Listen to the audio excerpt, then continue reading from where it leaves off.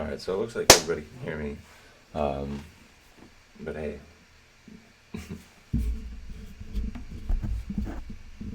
I just wanted to do a quick stock analysis video for everybody.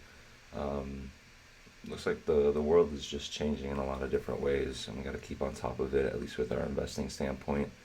Um, we are seeing a transition of funds being moved around. Uh, Actually, let's tackle this from a greater standpoint. So I'm here to try to shed the light on what's truly happening in the world. Now, I am not necessarily a news outlet, um, but I do see where money is being moved around and it kind of sheds a light on where the future is heading.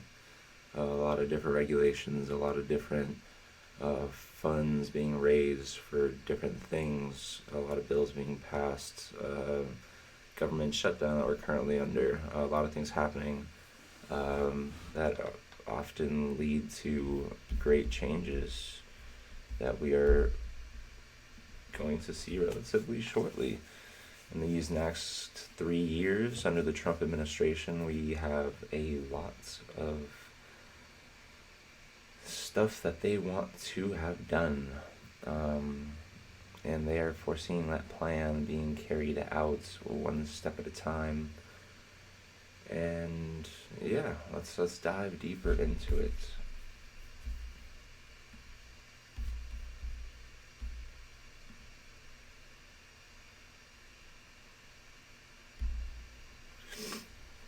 Alright, so let's start fresh. I like to just go back and forth with ChatGPT and kind of have a creative mind.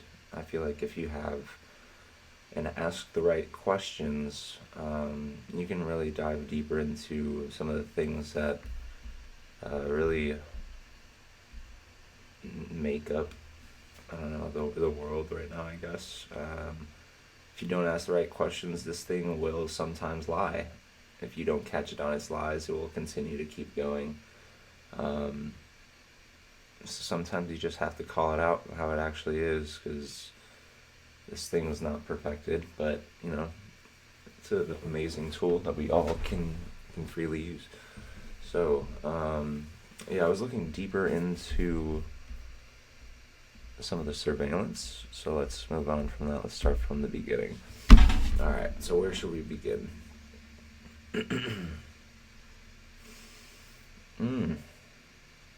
Where should we begin? So,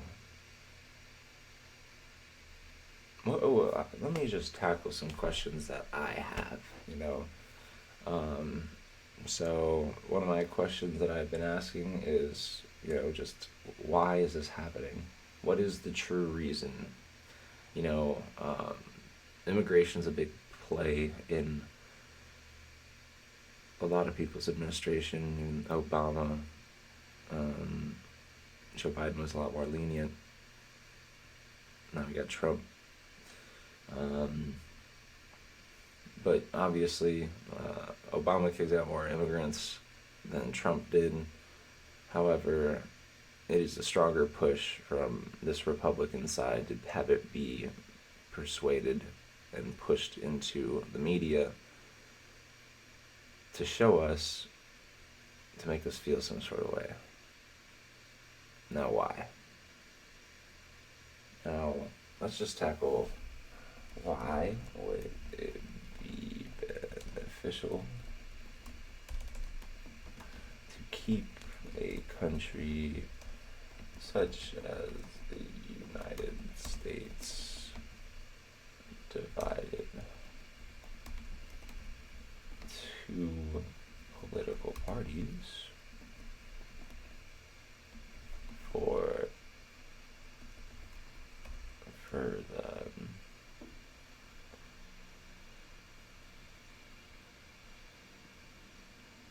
I'm not sure. Why would it be beneficial to keep a country such as the United States divided into two political parties for control? See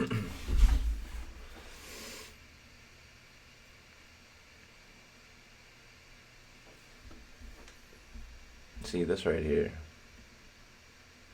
This us and them mentality, where we distance ourselves from the other people, from the other side, from the opposition, just because our views are a little bit different. You know, we've been seeing a lot of that sort of speech, whether it be just emotional hate. It's not good. Like the whole Charlie Kirk assassination.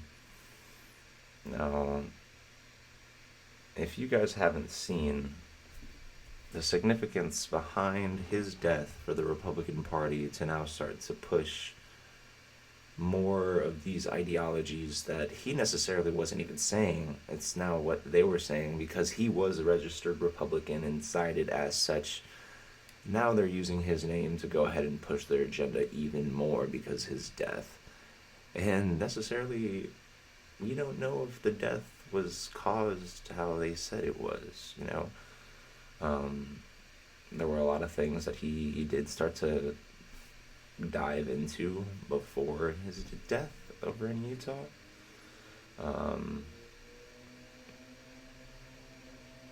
Look right here.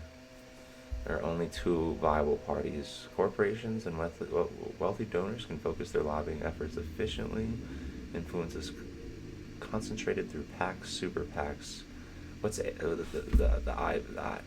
The APAC? APAC? You got the APAC over with us supporting Israel. So that just makes it like all of our influence is through their donors, and that's not necessarily healthy, right? Like our politicians up at the highest stakes of them all, you know, the United States of America. We're over here giving up our intel, giving up a lot of the rights of our own citizens, and I'll get into that a little bit later. You know, they for what? For their own wealth, for their own power to be magnified.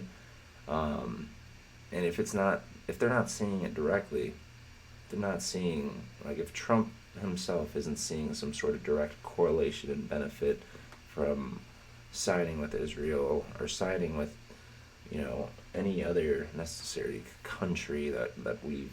I'm only saying Israel lately just because they've been up in the news and they have been in U.S. politics for the last 50 plus years. But if they're not necessarily seeing benefit from themselves, you know, or their businesses or their, you know, corporations, whatever the case may be, then they're failing an agenda for what is needing to be happening for these next couple of years. You know, they only have till 2028 to do their part in the overall scheme of, you know, this movement of where we're heading for in the future.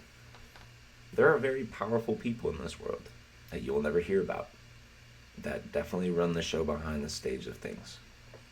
And the future is unpredictable, but these people have the power to control the story and the narrative because it all comes down to control. You know, this is what we're diving into right now. So if you can control the public narrative and information flow, two parties have tight media alignment. Major news networks, you got CNN, Fox News. You know, if you're Republican, you go on to Fox News. If you're Democratic, you go to CNN. You get your stories, and same sort of stories and two different views. Now, there's an infinite ways to look at the story, you know. Anybody's perspective on Earth can be different from, you know, a dog on the ground versus a lizard running across the sidewalk. Everybody has their own information that they input, or everybody takes the input from around them in a different way through their own brain because, you know, everybody's a different individual person. The fact that we can only go into two sort of categories with these things is just not healthy, because from there specifically you destroy all of the narrative of what could have possibly been both imagined, not imagined, but when you're coming down to specific stories such as, you know, why people are dying overseas, it shouldn't be imaginary. It shouldn't have to come from a deep, like, we just want solid facts. And a lot of these sort of ideologies, not ideologies, but a lot of these news networks only push out what necessarily fits their boxes. Like, if it makes sense to either bring more people to the Democratic side, or, you know, shed light on the evilness of the opposite party and what they're doing versus what we're doing.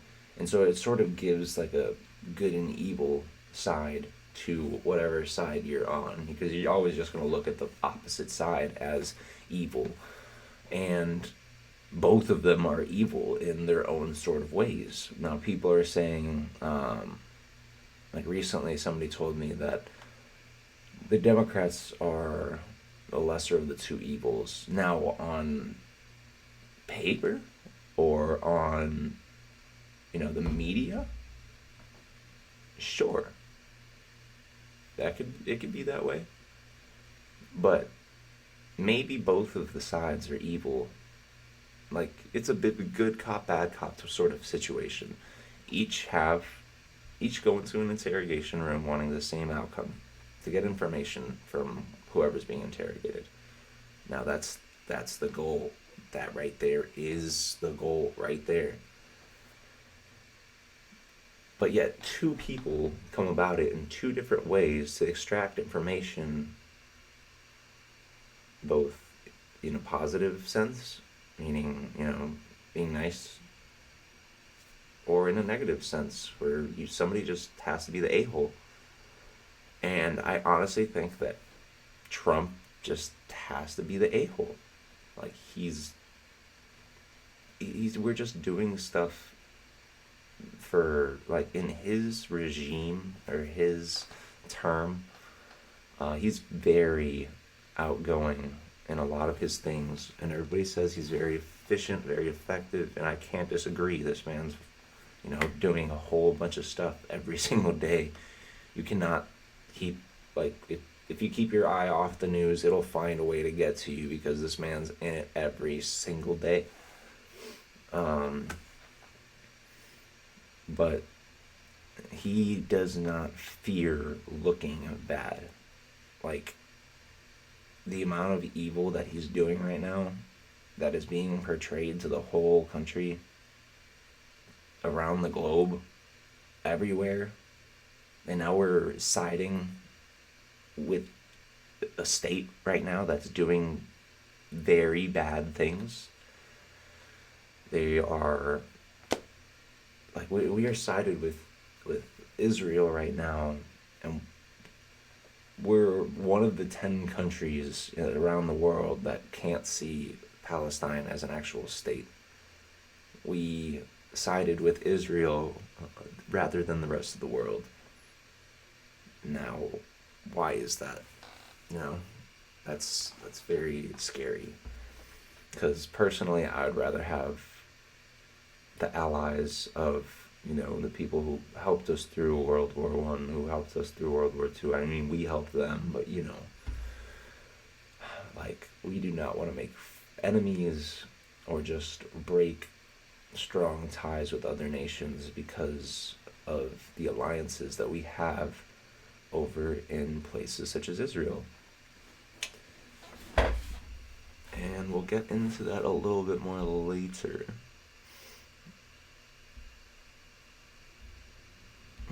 Right here, psychological. The two-party paradigm sustains a kind of trivial loyalty. Citizens identify with their side emotionally, like sports teams.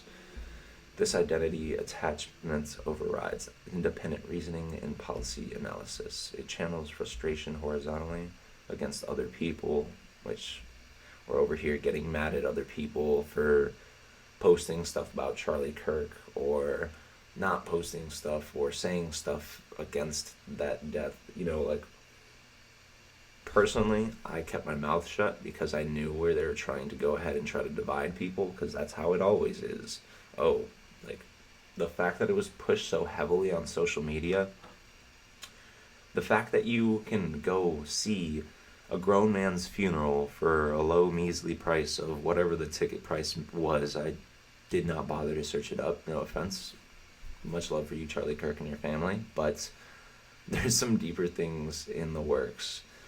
You do not get an entire stadium in Arizona to be filled with a bunch of different people just because, like, that in itself is just selling a story.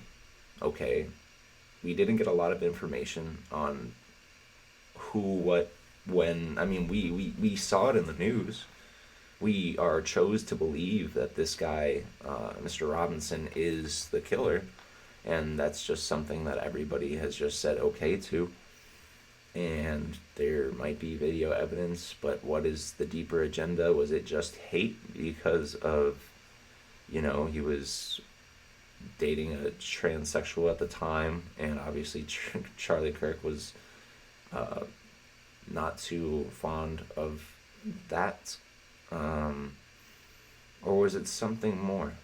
Like, he went into speaking out about Israel, and before that didn't have any issues, and just in the next couple weeks after speaking out about Israel, seeing potential ties and where this money is being allocated and how we're sending billions overseas, and we're kind of just accepting the genocide that they're pushing through. Let's dive deeper into that. Like, what was Charlie Kirk looking into before his assassination regarding Israel?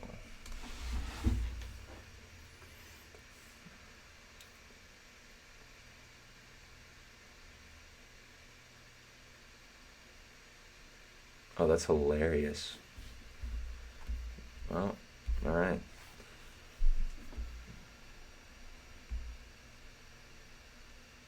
Of course, it didn't say anything in regards to what my question was.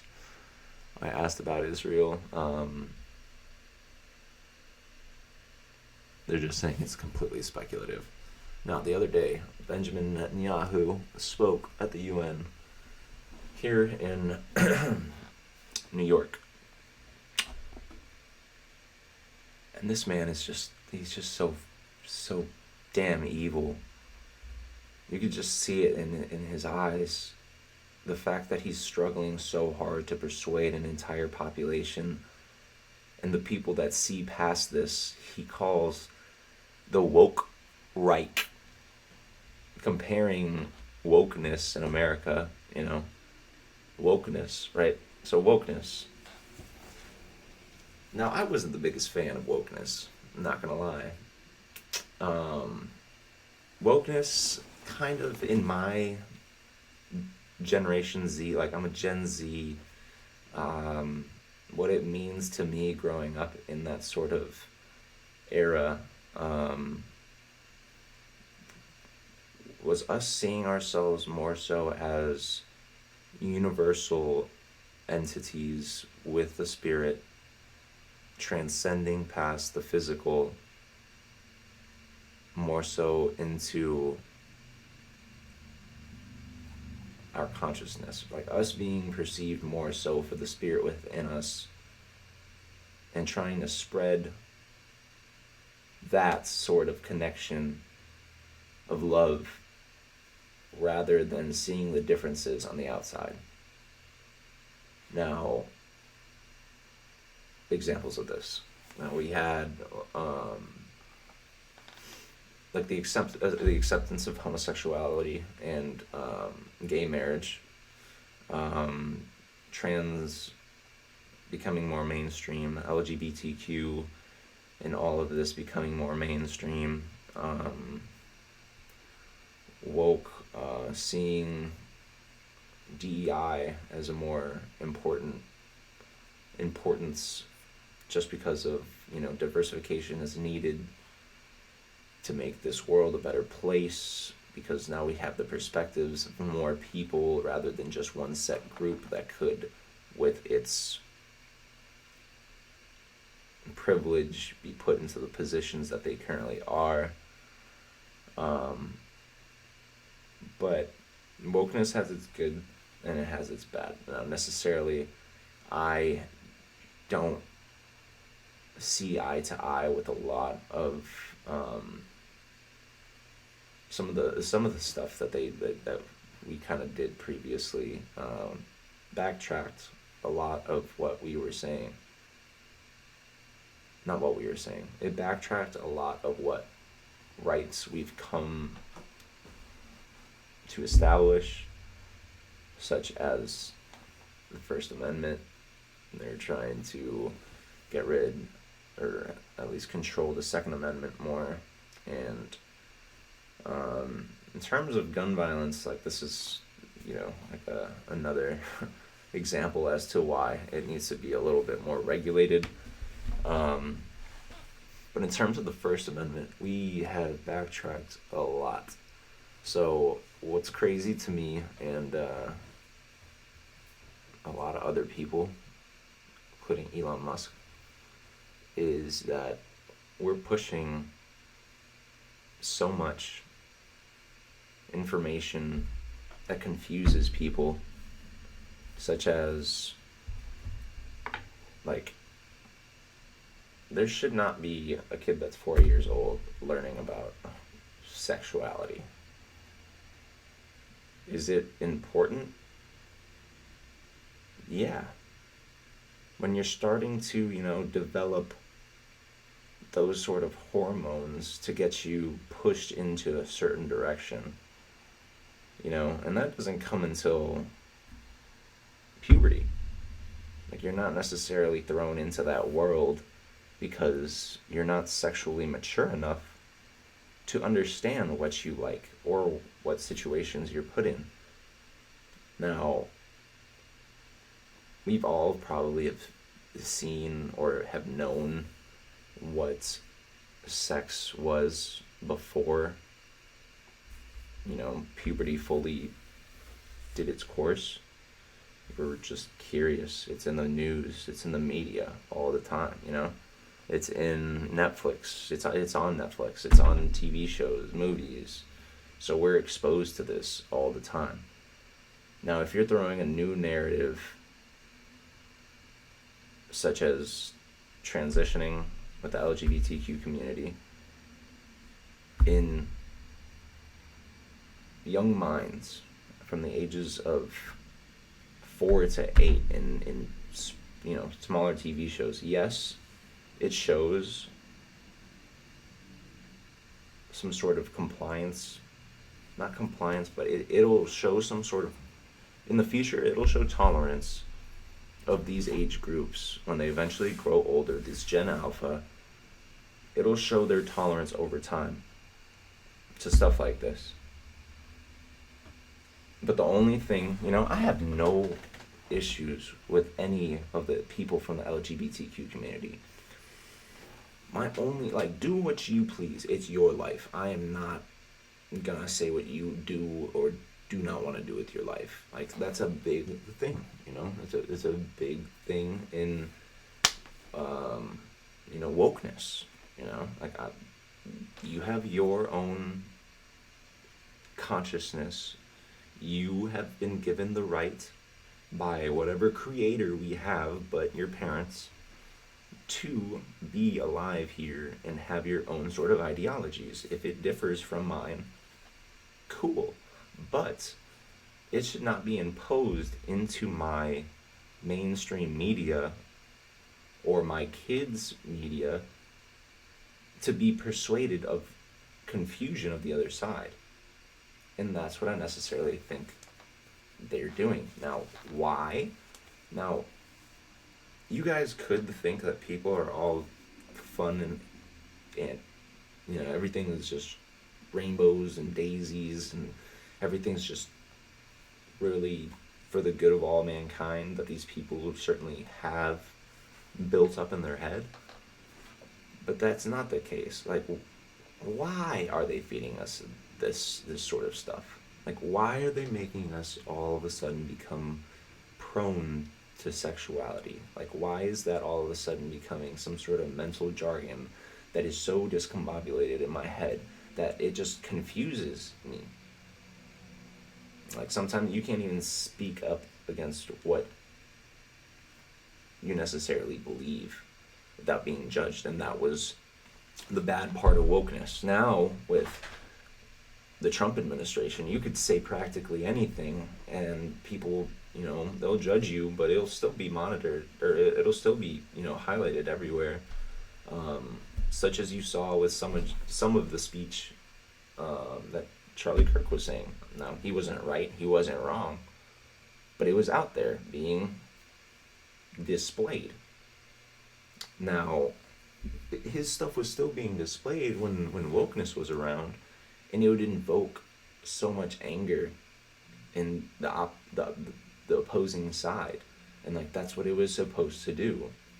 And so now this same stuff is being thrown up with now, Netflix is including like LGBTQ sort of stuff and transgender stuff to a younger audience in some of their kids' shows. That Elon Musk went ahead and said that we should pretty much boycott Elon Netflix boycott. He canceled his Netflix account and urges his followers to do the same.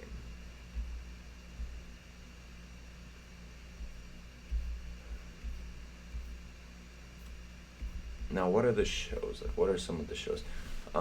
It honestly doesn't matter that much. But we are being fed stuff that we necessarily don't want to be fed, And that has very heavy implications on our mind.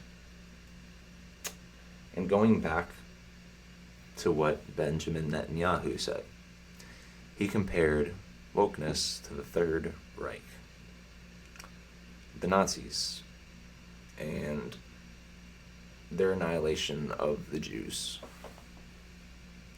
That just, it's supposed to invoke anger, So like, if you are a part of this sort of culture where you believe that you are woke, is just seeing everything for what it truly is also. Like, that is the way to see the world, from a perspective of love, perspective of why, like looking at everything with a sort of speculation that what they're not telling you is entirely true, because that's what the government's made to do. They're not made to protect you, they're made to protect the state. Now, if they're protecting the state, that might mean that they're throwing lies blatantly in your face. And Benjamin Netanyahu went ahead and specifically said this in the UN.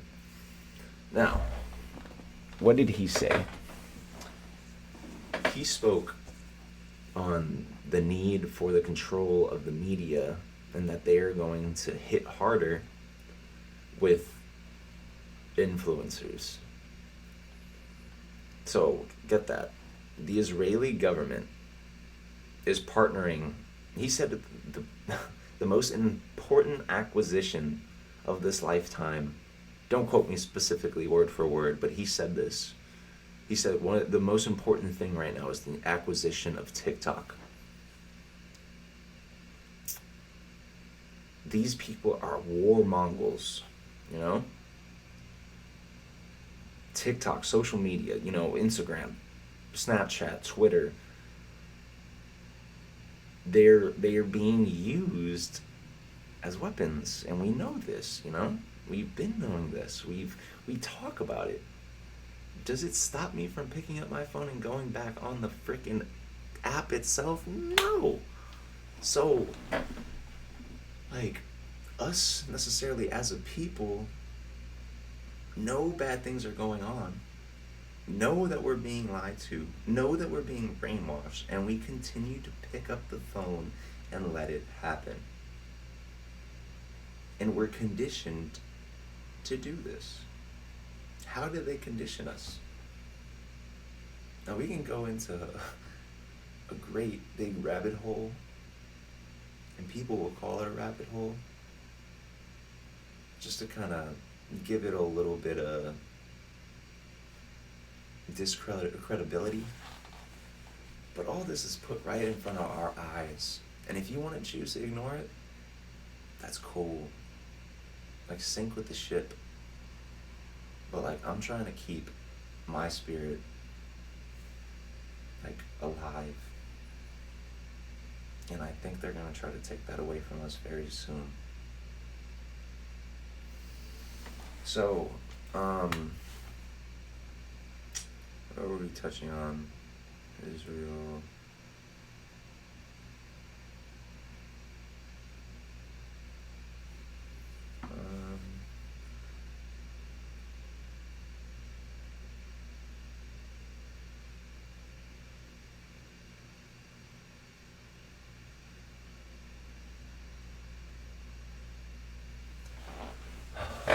It's crazy.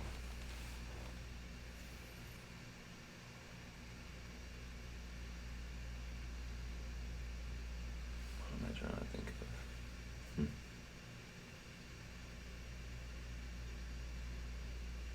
So once again, I said at the beginning of this was going to be some sort of stock analysis review. I lied. This is here to invoke some sort of thought process in your own brain to start to see some of the deception and all of the lies that they've been telling us. And so you know that I'm here with you. Like, we other people on the same sort of wavelength. Like, I do feel like we're more connected. Like, if I can go ahead and have a conversation with you, like, so many people know all of this is happening. We just don't say anything. The fucked up part, or the screwed up part, my bad, is that we think we're just, powerless. And it may seem that way. I'm 24 years old. I've been in college towns for the past 5 years, and speaking to other educated individuals, we know all of this is happening. Now, they may not see as far into all the evilness that they're necessarily going into, and I would like to point some of that out here going forward, and how we can see its manipulation, specifically in the stock market. But there is the opposite side that doesn't see any of this at all. Like, in my opinion, I thought it was pretty obvious that Charlie Kirk was a martyr. Now, indicating his death. Okay, here's my stance, right? Israel being as influential as they are, being able to control the media, big tech, and different stuff along those lines. Why? Why does the U.S. need Israel, this small, tiny, puny country? We don't. Like, we really don't need them. I was watching Tucker Carlson the other day, and he was saying this specifically, like, we do not need this small little country. They're the size of New Jersey. Their GDP isn't even the size of New Jersey's. And we will bend over backwards in order for them to be aligned with us. Now, why? And one thing that Israelis have that is very high tech is surveillance, right? One thing that they also have is land that occupies a very conflict-filled area in the Middle East. And that gives us a sort of training ground for our military equipment. Now, where else do you know currently that is going through some sort of military conflict? We have Ukraine. Let me search it up. What other areas in the world are going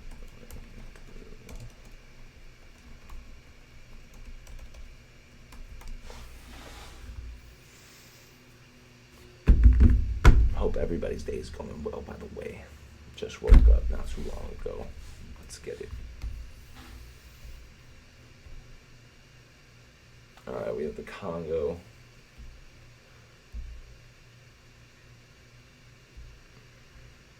Sudan.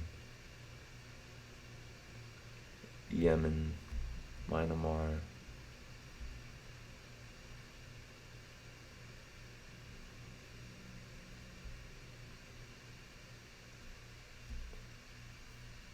But all in sort of that side of the world, the eastern part of the world. Nothing's obvious.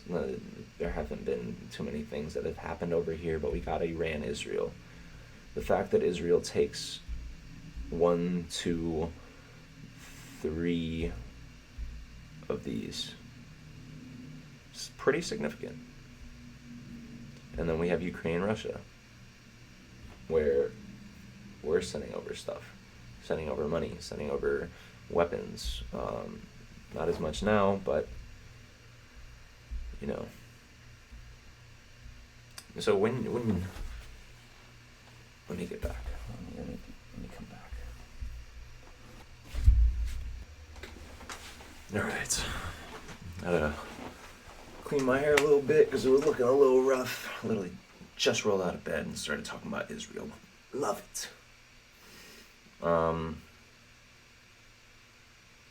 So, yes, we were talking about the conditioning of control for these people, meaning us. I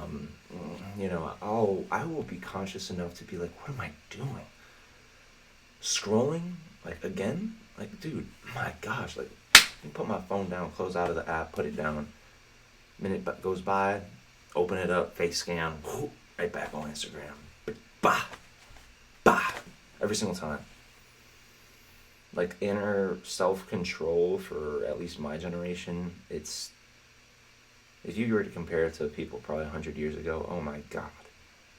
Like, if there was a cocaine epidemic, how like a coke epidemic back in like the 80s, we would all be hooked. We would all be fried, dead, gone. Our self-control just isn't there, and it's not necessarily because we haven't been making the right decisions. Sure, yes, but everybody is given a decision. Like, I believe that, like, in your head, each decision that you can go ahead and do, like right now I could pick up the mouse, I can go eat something, I can go for a walk with my dog, I can do so many things. It's just whether I want to do them or not. Now, what is that necessarily? Like, what does that depend on? Me doing something. Now, my mood, or the current situation that I'm, currently in, like the stuff around me. And it all comes down, the way I think of it is, like this, there's infinite decisions that I can necessarily do right now, infinite amount. I can continue to keep coming up with every single one of them. But each one of them has a percentage linked to it for how likely it is for me to do something, right? Now, I haven't eaten anything, I just gotten up. It's probably more likely for me to go eat breakfast than to go for a 3 mile run right now. You know, just it's kind of self-explanatory. It's like it just makes common sense, but um, everything is a sort of percentage in our brains of the decisions that we have likely to happen.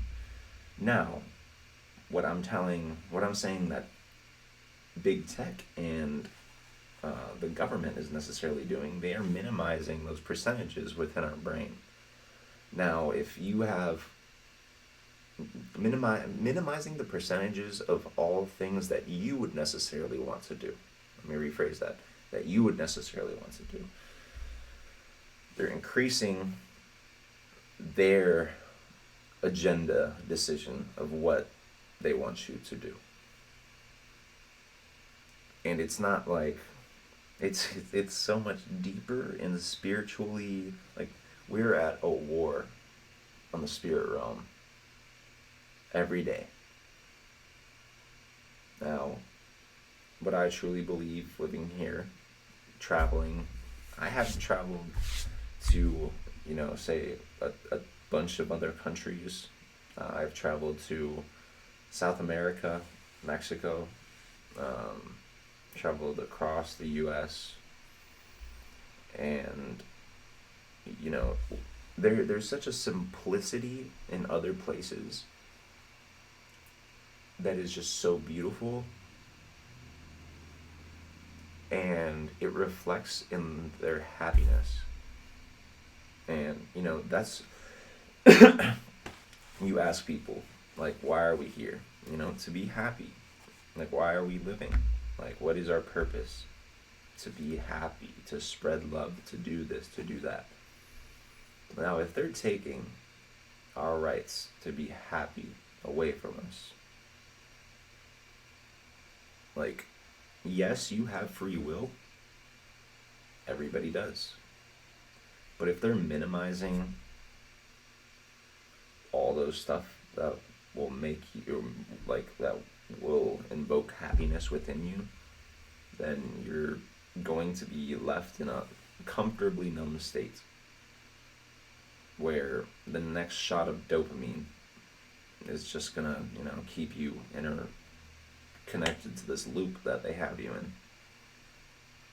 To just be another citizen of the state that is controllable and is perfect to follow any sort of regime orders.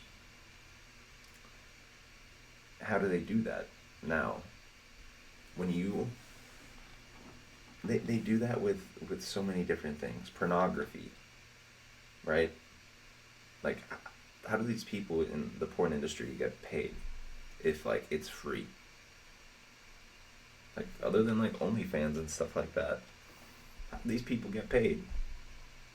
They get paid because the company itself, the parent company, makes so much money for just absorbing your time. Now, they might throw in advertisements, or they might throw this and that. Let's see. It's a good question. I've asked this before, but I forgot. How are porn sites funded?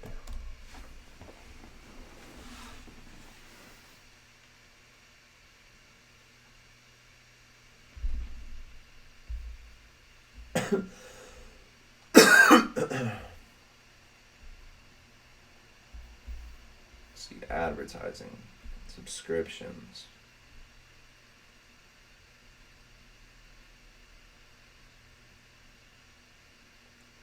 Pay-per-view, camming, affiliate, CPA. Who owns Pornhub? Let's see. Crypto, what the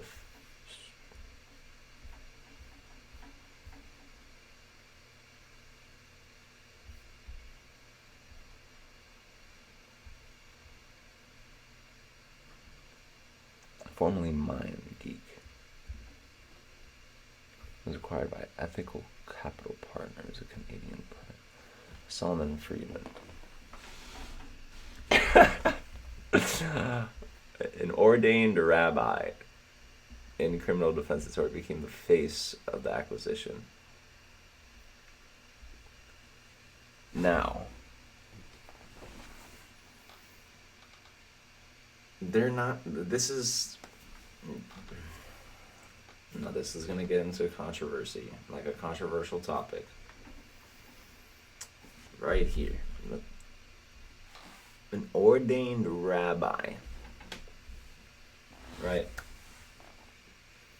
Why is somebody of such a high prestigious religious order dealing with this sort of sin? Because we can agree that adultery is sin, correct? Especially, like, I don't know your universal sort of religion or thought process about this, but at least in the Jewish faith, Christian faith, adultery is a sin. You shouldn't necessarily be spilling your seed unless it's for child rearing. Interesting. Okay.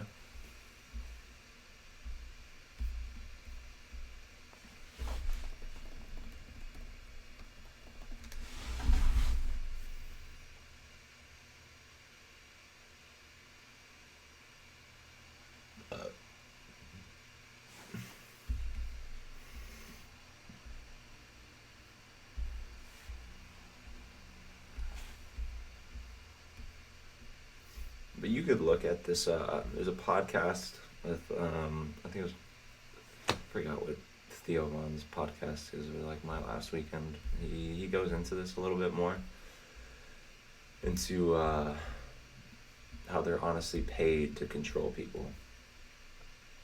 And how are you controlling people? Like, pornography is huge in control. Because now you're making people a little bit more animalistic. If you're making people more animalistic, they become more instinctual.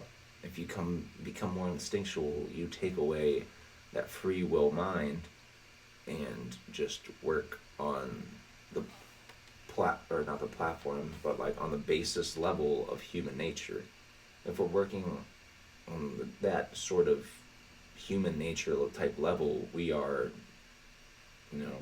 hand in hand with monkeys and dogs. Like, we are just, animals at the end of the day.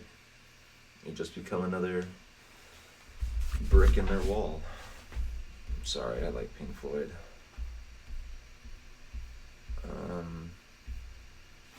But yeah, not gonna touch into the this religious portion right here. And right now there's a lot of things, because like if you were to say anything, you would be called anti-Semitic. This is not being anti-Semitic, but this is very contradictory as to why this man is necessarily promoting such evils, and he is himself a religious figure.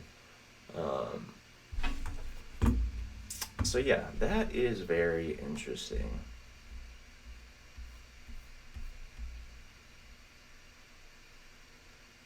And a lot of people say, like, lately, like, they're confusing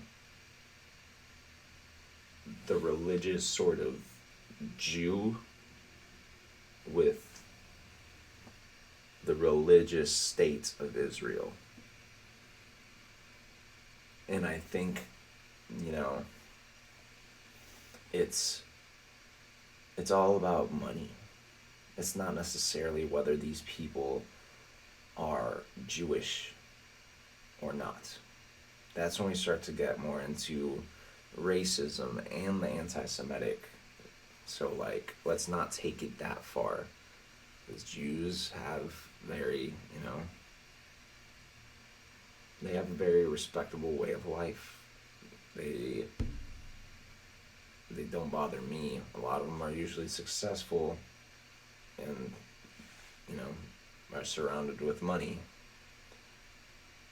Like, there's just a lot in the mainstream media, just not mainstream, I'm sorry, like, the background of all the control, at least with all different tech companies. But let me stop there. But where the evilness comes from is not a specific ethnicity group. It comes from selling your values for money. And like, yeah. We can go into deeper stuff with that, but I'm not, because I'm not trying to get canceled. Not by the public, but by specific government states. So, yeah. Let's just try to be a little bit more aware with some of the stuff that we're watching, the stuff that we're absorbing, constantly, grabbing for. Like, if you can't put your phone down, you pick it right back up after you do, or you have to be entertained with some sort of dopamine. It's a problem. I notice it within myself. It's a problem. Let's not ignore the fact that it's a problem and find ways around it. And I think the best way around it is through communication, through listening to other people's perspectives. If other people are struggling, if you're struggling, the one thing that would especially help you get out of it is to hear somebody else's struggle in the exact same magnitude. Like, because it makes it relatable. I'm not in this alone. And we're not in this alone. We're all, unfortunately, suffering together. Now, my end goal is to leave this earth, when I do, a better place. Just a little bit better. And my ultimate spiritual goal would to be develop my consciousness so after I die, I'm better in the next life. Whether that be in heaven, whether that be reincarnated as a more aware being, whether that be anything. I just want to be in a better position of awareness of this universe after I die. And that's what I think we should all be wanting. I think we have all come to the understanding, or most of us have come to the understanding that our spirit is a true place, or is a true thing. But I don't think many of us have come to the understanding of there being something past this life. A lot of us, not us, but a lot of people can get caught up in getting too educated about math and science to the point where you think everything is meaningless. But the further that you dive into quantum physics and these different sort of realms of dimensions, the more that you see that we are some sort of interconnected universe, all being all sort of doing a dance through time and space. Now, we may not have as much free will as we necessarily think, and we do have some sort of individuality, but that's all our mind playing a trick on us. I don't know if you guys necessarily remember in your lifetimes, but I remember when I was younger, I would be experiencing something. I would be seeing something. I would be having some sort of weird issue, and my friends would be having the same thing with me. Or we would be asking the same questions at the same time. Or we would think of doing the same things at the same time. Like, there's a sort of interconnectedness between all of us that, you know, sort of get spread apart. It's almost like looking at a tree of life. Like, you start at the trunk where we're all connected, and then it starts branching out into a bunch of different leaves, a bunch of different other stuff, where we all think that we're the leaf, I'm the branch, instead of, you know, connected as at the roots that we're all the same thing. And we all sort of move together. We all think this way, it's just we don't say it. And that's what I want to tap into. The same thoughts that are happening up in my head that are happening in yours, and to anyone else around that is my age that is going through the same sort of stuff. I don't know what it necessarily comes down to in the universal sense of things, but I want to tap into that universal knowledge that we all have been wanting, because it's all within us, within each and every one of us. It's just somebody has to ignite it, and that's going to be you. For the people around you, that's going to be hopefully me to other people in this. But yeah, guys, I'll get further into these videos. We're going to actually talk about some stuff. I just wanted to get people woken up to the idea that, you know, there is some evil in the works that we necessarily can't control, but we can do something about. And slowly, maybe then we can come to control the outcome of this. And I want to do it through our universal consciousness. And, yeah. I'm glad everybody's tuned in. Had a good time here talking, but, yeah, I'll catch you on the next one. And until then, stay safe, y'all. Don't spread love. Don't spread hate. Spread love. Just, you know, if it's not for the better of the earth, like, you know, there is a moral good and bad. And, you know, it's hard sometimes. Like, I have difficulty sometimes understanding that, like, other people see themselves as the main character while I try to see myself as mine. And that instantly, like, you start clashing. Like, you start thinking in different ways. If you think you're the main character, you're driving, somebody cuts you off, you're going to get pissed off. They don't think a thing about it because they're the main character in their brain. And so, you know, I didn't cut you off. I just needed to get home faster. Meanwhile, like, you're back there just kind of upset that this guy thinks his time's better than yours. But he's not thinking that in front of you. So what I want everybody to start thinking is in somebody else's point of view. And to not take it so personal, because you might do it yourself. And just, you know, life isn't that serious. I need to learn that stuff myself. I'm not a perfect human. I can preach all day, but I need to practice it more in my own life. And, you know, it starts with awareness. So guys, have a good rest of your week. If you have any questions, let me know. But thanks for tuning in.